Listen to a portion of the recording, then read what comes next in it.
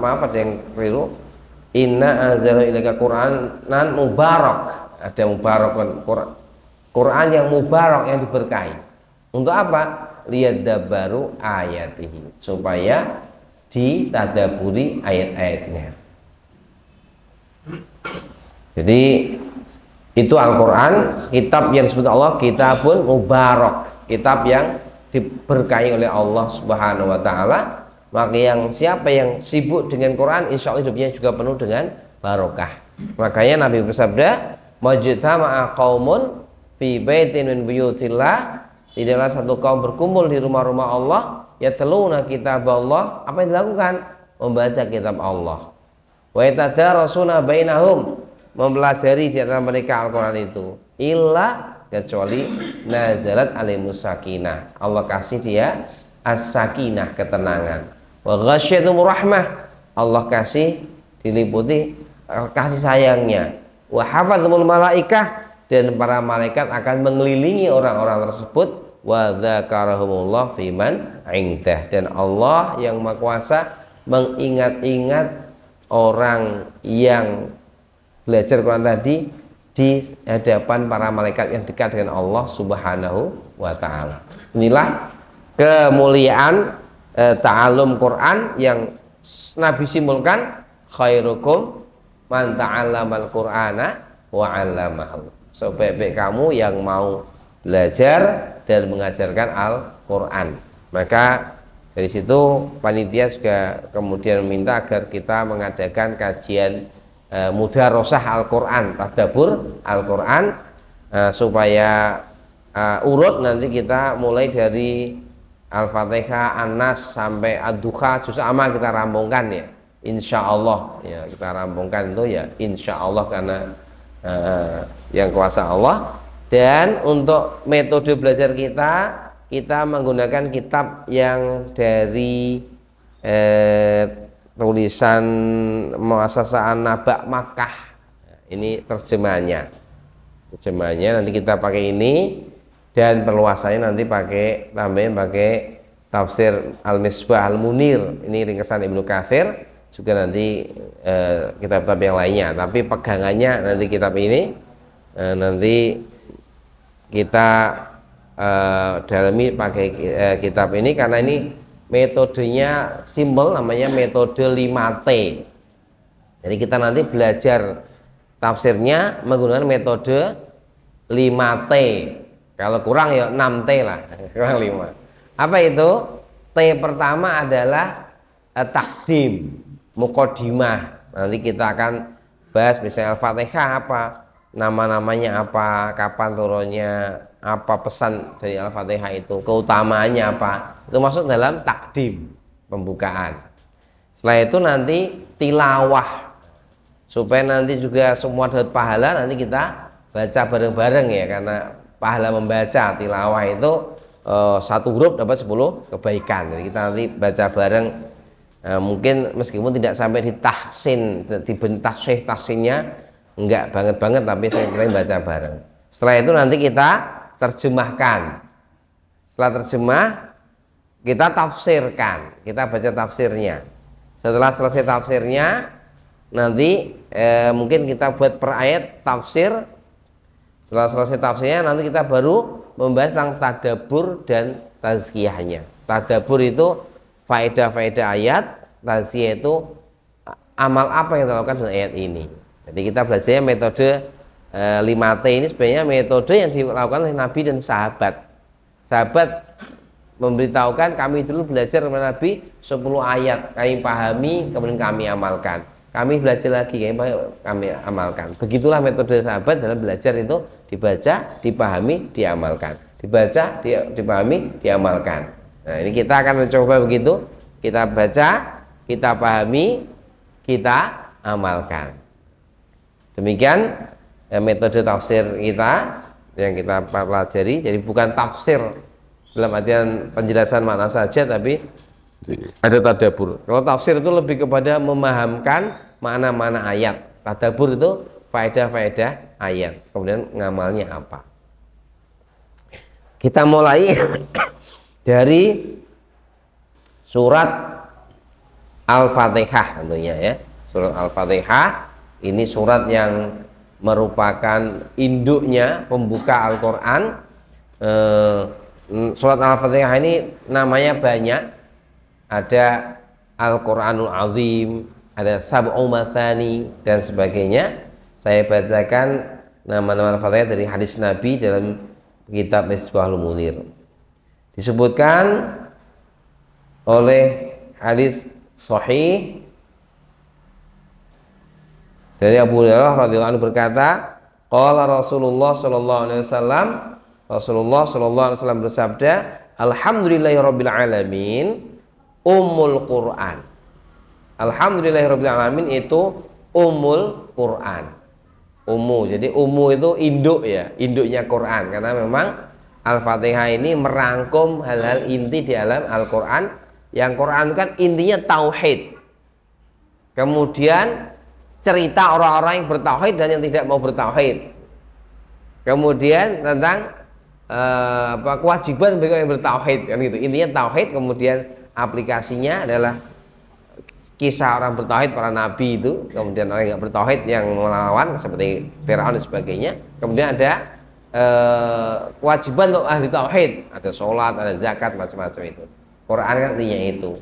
Jadi di Al-Fatihah ada rangkumannya, ada tauhid, yang mana dalam Al-Fatihah ada Asmaul Husna, ada Ar-Rahman, Ar-Rahim gitu, ada tauhid rububiyah, alhamdulillah rabbil alamin, ada tauhid uluhiyah, iyyaka na'budu wa iyyaka nasta'in gitu. Ada. Jadi ada hal lengkap yang disebut Ummul Quran, disebut induknya Al-Quran. Kemudian juga disebut Ummul Kitab, juga As-Sab'u Al-Mathani, 7 yang terulang-ulang. Juga disebut Wal Qur'anul Azim, wa yuqalu laha Alhamdu, juga surat Alhamdu, wa yuqalu As-Shalah. Ya, disebut juga apa namanya tadi? As-Shalah. As-Shalah. Kenapa disebut As-Shalah? Karena Nabi bersabda, qasamtu sholata baini wa baina abdi nisfaini. Saya membagi sholat hamba itu 2 bagian. Sholat ini artinya adalah surat Al-Fatihah itu, karena sholat tidak akan sah tanpa Al-Fatihah. Disebut juga surat Ruqyah. Kenapa surat Ruqyah? Karena bisa untuk meruqyah. Nabi bersabda, wa mayudrika anna ruqyatun. Kamu kok tahu dia bisa untuk meruqyah? Jadi juga nama-namanya itu. Jadi namanya ada Ummul Quran, Ummul Kitab, Sab'ul Mathani, kemudian As-Shalah, apalagi tadi Alhamdu dan Ar-Ruqyah. Nama Al-Fatihah ternyata berapa? Paling enggak 6, 7 sama Al-Fatihah ya. Jadi surat Al-Fatihah namanya banyak. Kemudian lebih masyhur ini adalah surat yang turun di Makkah, yang jumlahnya ada 7 ayat ya. Ada 7 ayat, itu dimulai dari Alhamdulillah itu ya, karena Bismillah itu disebut ayat mustaqilah. Tapi juga Bismillah nanti juga akan kita bahas. Sab'u Mathani.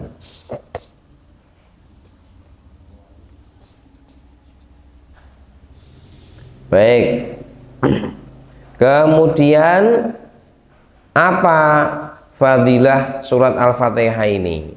Fadilahnya apa? Saya bacakan dari kitab Al-Misbah Al-Munir. Di antaranya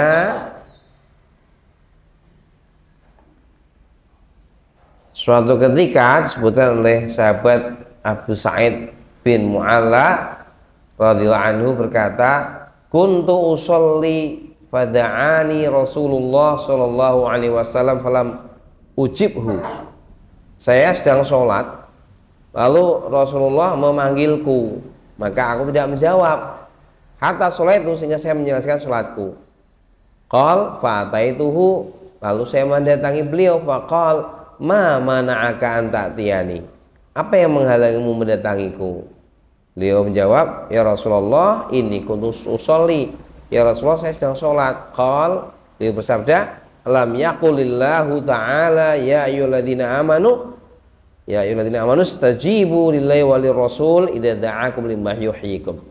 Bukankah Allah telah berfirman, wahai orang beriman, jika jawablah Allah dan Rasulnya jika menyerumu kepada apa yang menghidupkan dirimu. Kemudian beliau bersabda, lau 'allimannaka 'azama suratin fil Qur'an, saya benar-benar akan mengajari kamu surat yang paling agung dalam Quran, qabla an takhruja minal masjid, sebelum engkau keluar dari masjid.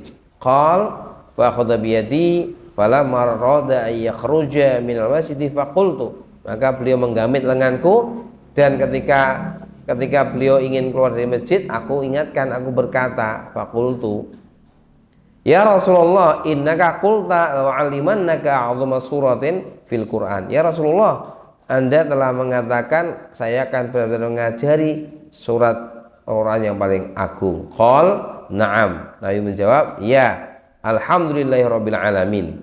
Hiya sab'ul mathani wal Qur'anul 'azim alladzi utituhu. Ya. Kemudian alhamdulillahirabbil alamin, itulah 7 ayat yang terulang-ulang, bacaan yang agung yang saya diberinya. Itu hadis riwayat Bukhari. Jadi apa fadilah yang pertama? Merupakan surat paling agung. Berarti cari surat apa paling agung? Al-Fatihah, bukan yang lainnya. Nanti kalau ayat beda lagi. Apa ayat paling agung? Ayat kursi.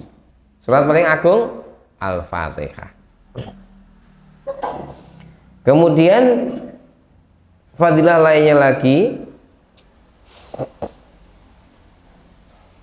yaitu bisa untuk meruqyah seseorang,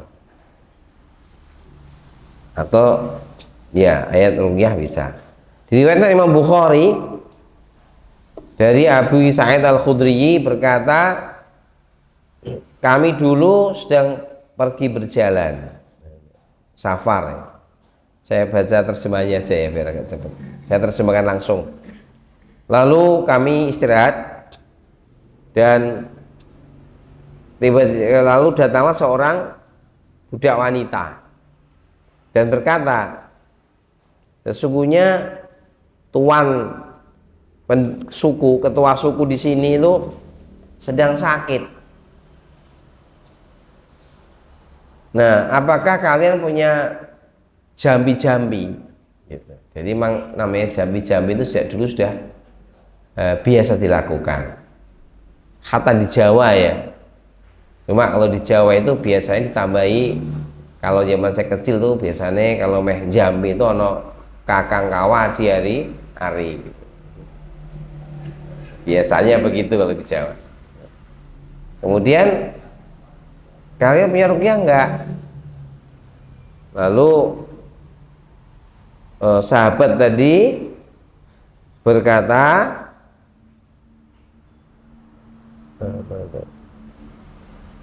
faqama ma'a rajulun ma kunna ya.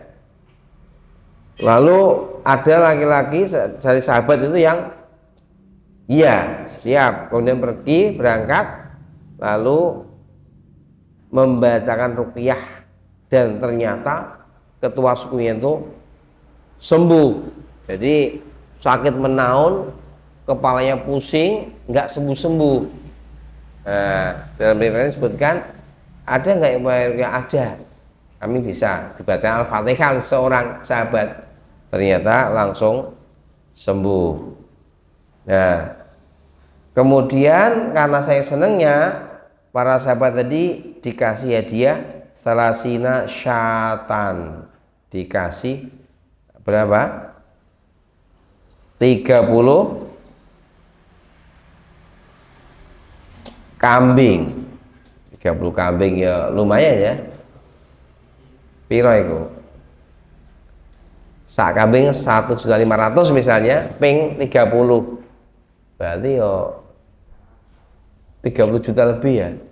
500 kali 30 itu berapa? 45 juta ya. maca Al-Fatihah hadiah 45 yuta. Luar biasa.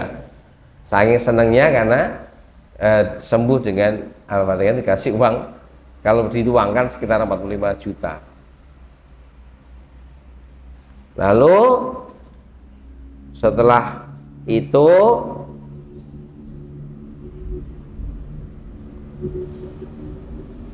ditanya, setelah dia kembali kepada sahabat, tanya, akunta tusina ruqyatan au kunta tarqi, kamu itu ahli ruqyah toh? Enggak, aku tuh enggak bisa ruqyah apa-apa, cuma tak bacaan Al-Fatihah.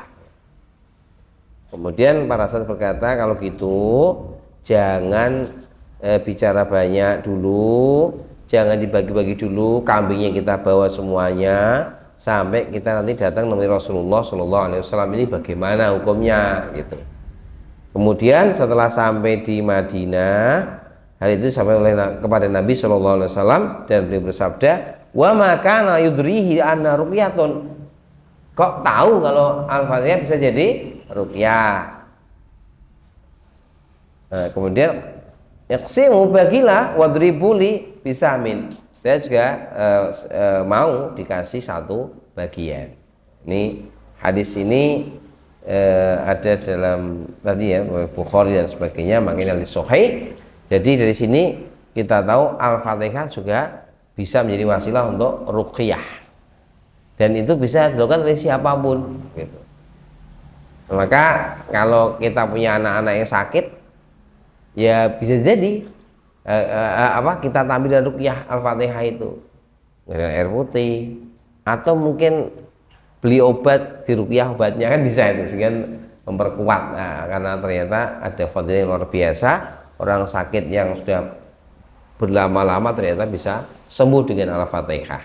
Dan saya juga pernah melihat langsung ya, bukan melihat langsung, mendengar langsung, tapi ini yang cerita banyak.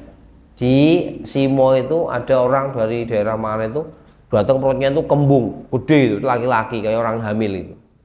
Nah terus ada pasien yang tetangga di masjid dari pondok terus ada itu, orangnya suka ngaji, eling, Ustadz nih was pengajian itu cerita Quran itu membuat ruqyah, terus dicoba dibacakan Al-Ikhlas, Al-Falaq, An-Nas dan Al-Fatihah kali ya, dibacakan tuh, dipegang perutnya, sesuai kempes sampai normal gitu. Sampai yang sakit ini nyari, sopo wingi sing ngobati saya kok sembuh. Nah, datengin gak gula kayak apa, dikira itu dukun gitu.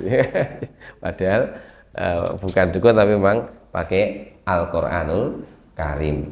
Maka ini kalau kita ada yang sakit, panas, anak-anak kita atau apa, coba dimulai dengan ruqyah dulu.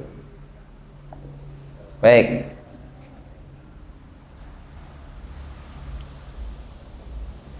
Kemudian fadilahnya apa?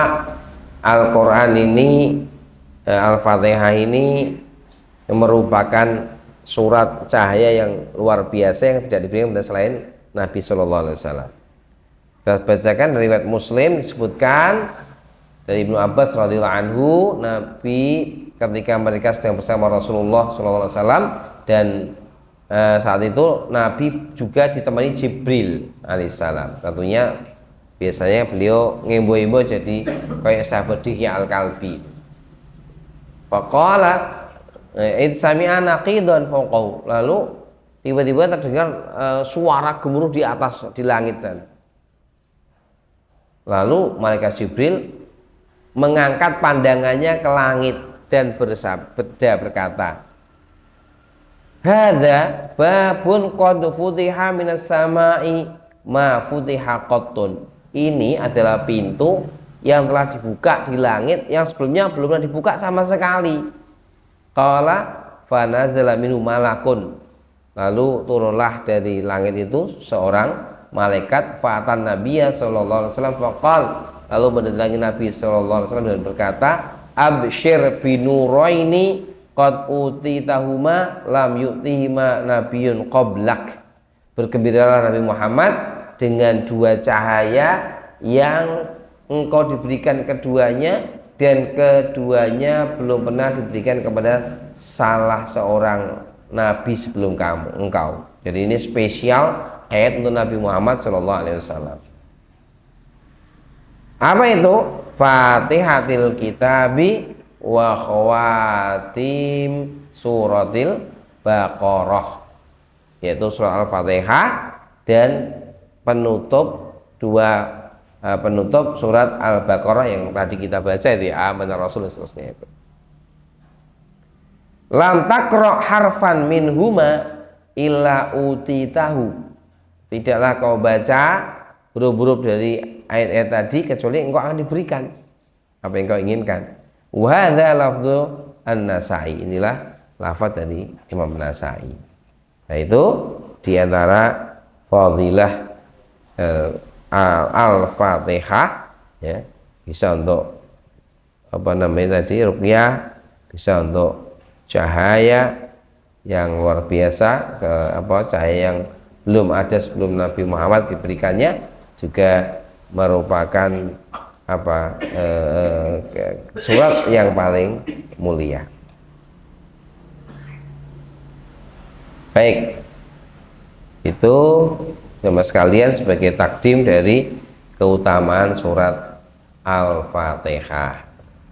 Sekarang kita masuk kepada tilawah dan tafsir. Kita baca bareng ya tilawahnya ya, supaya mengharap barokah Al-Quran, mendapat pahala Allah Subhanahu wa Ta'ala, karena satu huruf sama dengan 10 kebaikan. Caranya ben seragam ya, maca bareng wae ya, bareng apa dituntun bareng wae ya, wong sapal kabeh. Kita mulai 1 2 3. A'udzu billahi minasy syaithanir rajim. Pakai lagu apa ini? Lagu SD Al-Falah. Atau lagu biasa ya? Dituntun aja ben podo. Bismillahirrahmanirrahim. Ayo. Bismillahirrahmanirrahim. Alhamdulillahi rabbil alamin. Alhamdulillahi rabbil alamin. Ar-Rahmanir Rahim. Ar-Rahmanir Rahim. Maliki yaumiddin. Maliki yaumiddin. Iyyaka na'budu wa iyyaka nasta'in. Iyyaka na'budu wa iyyaka nasta'in. Ihdinas siratal mustaqim. Ihdinas siratal mustaqim. Siratal ladzina an'amta 'alaihim. Siratal ladzina an'amta 'alaihim. Ghairil maghdubi 'alaihim waladdallin.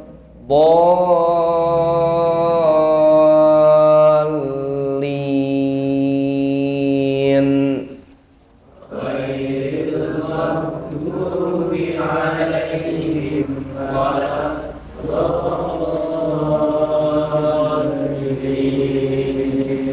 Ya, ini diperhatikan yang so ya, so, bukan sho ya, so, sirat, sirat. Terus nanti do itu lidahnya ke atas, do di samping gitu ya, bukan sampai wangi lobo gitu. Jadi bukan nutupi, tapi di sini itu waladdallin,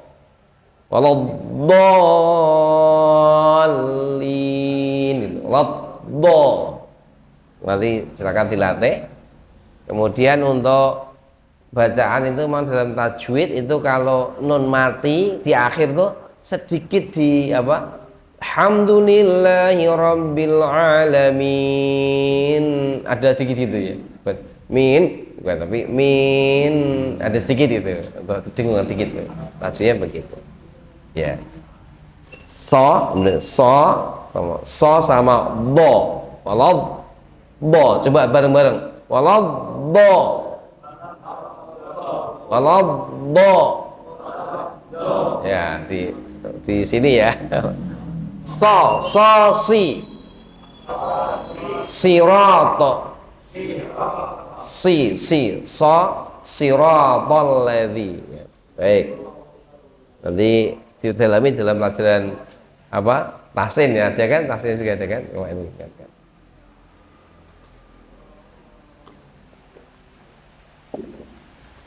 Kita masuk ke tafsir, terjemah ya. Kita mulai dari bismillah. Bismillahirrahmanirrahim. Bi itu dengan ya, lil musohabah. Ini bahasa Arabnya gitu, lil musohabah, artinya seseorang kalau ngapa-ngapa harus diiringi dengan bismillah. Dengan bismillah, yaitu bismillah dengan nama Allah, dengan nama Allah. Bismillah. Allah itu ismul a'zam ya, nama Allah yang agung itu Allah. Bismillah. Ar-Rahman, Ar-Rahman itu apa? Maha pengasih ya. Ar-Rahim, Maha penyayang. Apa beda Rahman dan Rahim? Ar-Rahman itu kasih sayang Allah untuk seluruh makhluk. Kalau Ar-Rahim, kasih sayang Allah untuk orang beriman di akhirat nanti. Jadi Allah itu dalam hadis disebutkan punya 100 rahmat, innalillahi mi'atur rahmah. Allah punya 100 rahmat. Yang berapa? 9, yang satu bagian Allah bagian di dunia ini untuk seluruh makhluk, sehingga hewan buas pun saling mencintai dengan anaknya, tidak makan anaknya. Yang 99 Allah siapkan untuk hamba-hamba Allah yang beriman di hari kiamat nanti, di jannah nanti. Maka kenikmatan rahmat Allah di dunia ini baru satu, yang 99 disimpan Allah untuk di surga nanti untuk orang beriman. Makanya ini kita kudu sabar, ojo hidupnya terlalu kemerungsung sampai pengen puas-puas di dunia ya, padahal dunia itu cuma rahmat kayak saya Allah, cuma satu bagian dari 100 bagian yang ada. Itu Ar-Rahman Ar-Rahim. Kemudian Alhamdulillah. Alhamdulillah ini artinya segala puji bagi Allah. Nah, kalau syukrun dan hamdu itu ada sedikit beda. Kalau syukur itu biasanya ada nikmat kemudian berterima kasih, syukur. Kita bersyukur pada Allah kan dapat nikmat Allah. Tapi Allah sendiri memang alhamdulillah terpuji, semuanya terpuji. Sikap perbuatannya semua terpuji. Maka alhamdulillah lebih umum. Alhamdulillah Rabbil alamin. Rabb ini bisa bermakna pencipta, pengatur, pemelihara. Alamin, alamin ini apa saja selain Allah itu alamin. Jadi selain Allah semuanya itu yang menciptakan, yang mengatur, yang memelihara, memberi rezeki itu hanya Allah Subhanahu wa taala. Kita memuji Allah, segala puji bagi Allah yang mencipta, memiliki, mengatur, memberi rezeki seluruh alam semesta. Gitu ya. Jadi Allah Subhanahu wa taala telah mengatur alam ini dengan pengaturan yang sangat luar biasa. Kita bisa bayangkan Allah itu mengatur alam ya. Misalnya tentang matahari, bumi dan bulan. Itu aja dulu ya. Matahari, bumi dan bulan. Kita terpikir matahari, bumi, bulan itu muter terus. Maka perputaran bumi memutari matahari namanya kan apa? Zaman dulu kita sekolah revolusi ya. Itu muter terus selama hitungannya podo selalu 300 berapa itu? 64 hari atau berapa? Oke, muter itu teratur. Dan di putaran yang jaraknya itu selalu sama sepanjang masa. Ini kan Allah ngaturnya sedemikian luar biasa. Sekiranya ya bumi ini males ngikuti aturan Allah misalnya, kemudian pengen melenceng ke luar dari garis edarnya, menurut para ilmuwan melenceng 5 derajat saja keluar dari garis edarnya, menjauh matahari, maka bumi kita akan membeku dan semuanya akan mati membeku. Sebaliknya maju 5 derajat saja itu akan menjadikan bumi terbakar karenanya. Ini yang luar biasa karunia Allah pada kita. Allah Rabbul Alamin yang ngatur tenanan. Jenengan tahu kan tadi hujan ini kenapa nyaman, itu Allah yang ngatur.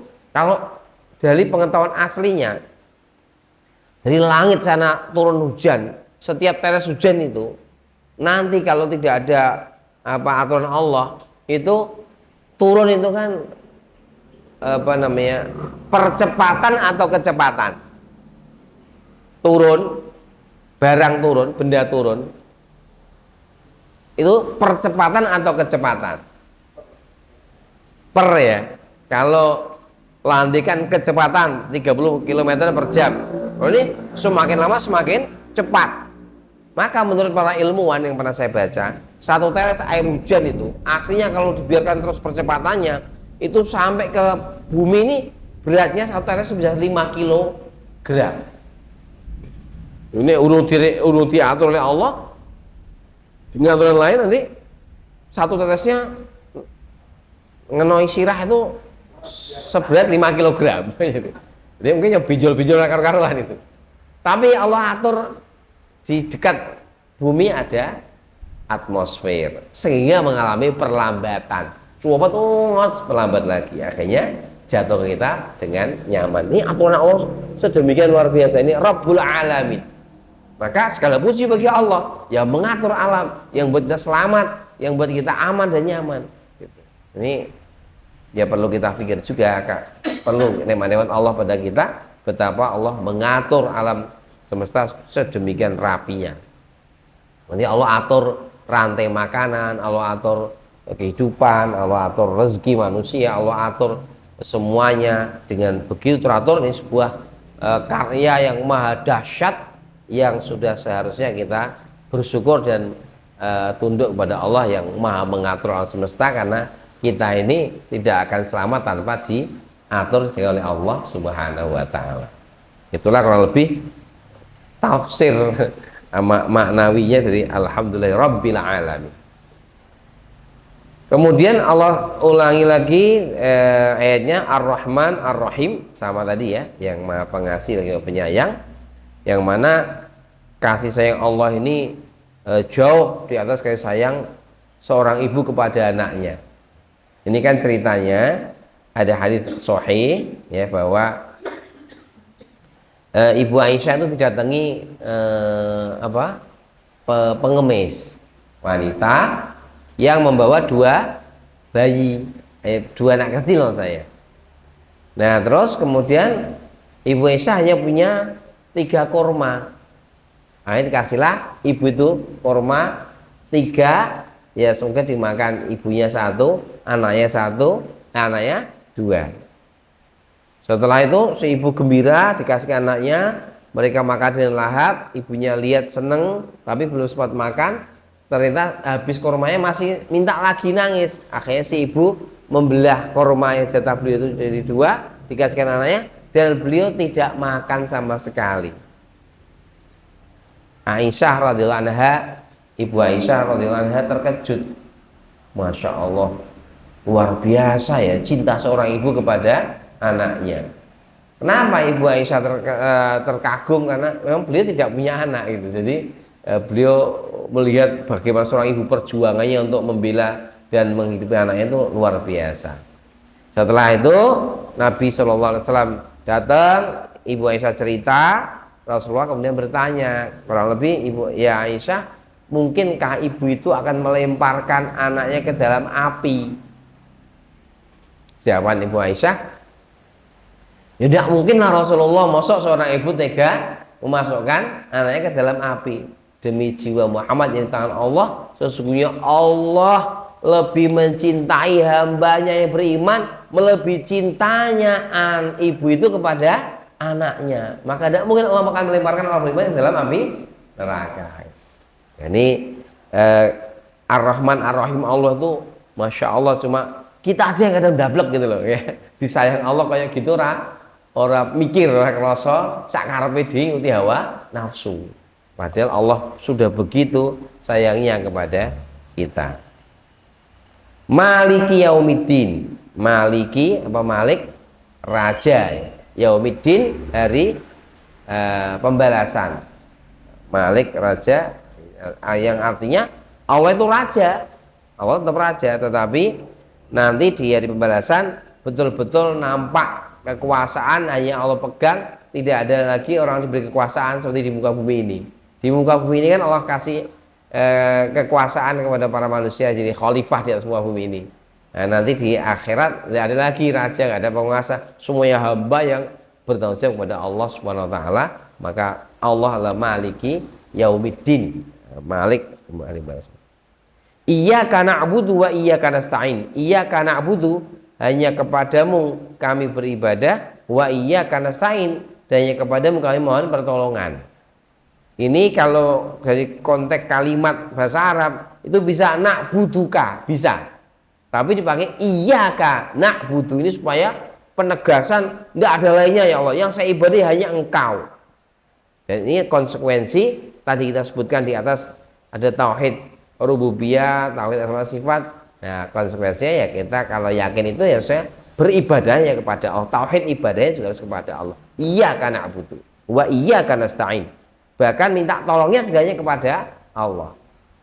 Inilah yang kita ucapkan tiap hari selama 17 kali. Ini pula yang menjadi problem hari ini. Umat Islam dengan jumlahnya yang banyak itu, ternyata kalimat iyyaka na'budu wa iyyaka nasta'in yang diucapkan tiap hari itu belum terrealisir dengan baik. Entah karena orang ngerti atau bagaimana ya. Nah, banyak kan orang Islam yang pengen kaya itu malah orang kerja yang tenan minta pada Allah, tapi malah mencari tempat-tempat keramat untuk mencari pesugihan ya. Ke mana itu kalau di Seragen itu Gunung Kemukus misalnya. Kalau Semarang ada Dampo Awang misalnya. Nek tadi apa? Ada nggak tempat keramat yang sering di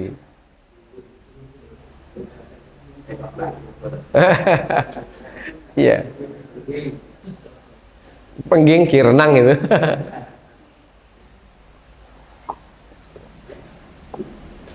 Nah itu ini PR kita. Kita mengatakan iya karena butuh ibadah dong, tapi berapa banyak orang Islam yang masih godang-godang nggak mau sholat menemui Allah Subhanahu wa taala. Wa iya karena stain tadi isti'anahnya, istighosahnya pada Allah, tapi berapa banyak orang yang masih istighosah kepada selain Allah Subhanahu wa taala. Buat sajen, buat apa, larung ke sapi, kepala sapi, karena takut sama selain Allah tadi, saya borok-borok kata mereka. Mungkin mau bangun gedung aja harus mendem kepala sapi atau kepala kambing. Ini kan bentuk-bentuk syirkiyat yang nggak sesuai dengan yang diucapkan iya karena abudu, iya karena stain. Nah, ini perlu juga disampaikan bahwa sejak bersolat kita sudah bertauhidnya sudah luar biasa ini kalimat-kalimatnya. Cuma prakteknya yang perlu dipahamkan. Iya karena abudu, wa iya karena stain. Nah, kemudian ihdinas siratal mustaqim. Ihdina, tunjukilah kami as-sirat al-mustaqim, jalan yang lurus, yaitu apa? Islam yang dibawa Nabi Shallallahu Alaihi Wasallam. Ini bisa bermakna tunjukilah jalan lurus itu bermakna tetapkanlah agar kami tetap dalam jalan Islam itu sendiri.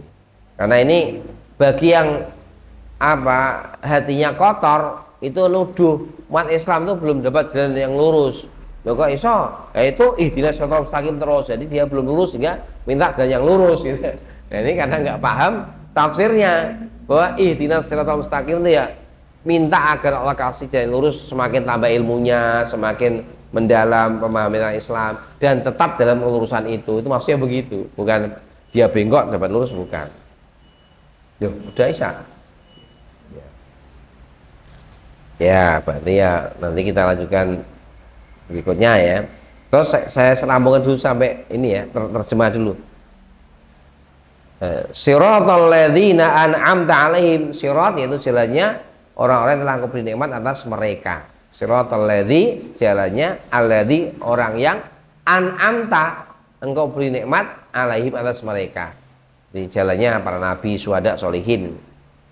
Ghairil maghdub, bukan jalannya orang yang engkau maghdub, engkau murkai, yang dimurkai.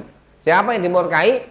Al-Yahud wa masyabaha dzalika, yaitu bangsa Yahudi dan yang semisalnya. Kenapa Yahudi jadi contoh? Karena Yahudi ini diberi ilmu tapi berpaling, nggak mau mengamalkan. Jadi orang yang termurkai ya yang bertipe Yahudi dan semisalnya. Walau dolin, atau juga jangan orang yang sesat, jangan juga jalan yang sesat. Siapa yang sesat? Orang Nasrani yang mau sregep ibadah tapi tidak pakai ilmu yang benar, nggak mau nikah macam-macam gitu ya, itu ilmu tidak benar. Ini maka dan semisalnya, maka umat Islam itu jalan yang lurus bukan jalannya barat timur tidak sesuai, tapi jalan Rasulullah Shallallahu Alaihi Wasallam. Baik, ini secara global begitu. Nanti insya Allah kita lanjutkan dalam tadabbur dan tazkiyahnya di pertemuan yang akan datang, masih surat Al-Fatihah dan tambahan-tambahan dalil-dalilnya insya Allah. Demikian teman sekalian apa yang kita bahas untuk mengulang kembali yang sudah kita baca tiap hari ya, supaya lebih mantap lagi, sehingga nanti juga semakin kuat dalam kita menghayati ayat-ayat yang kita baca setiap hari minimal 17 kali. Demikian, alhamdulillahirabbil alamin. Sebelum saya akhiri, ada yang mau bertanya tidak?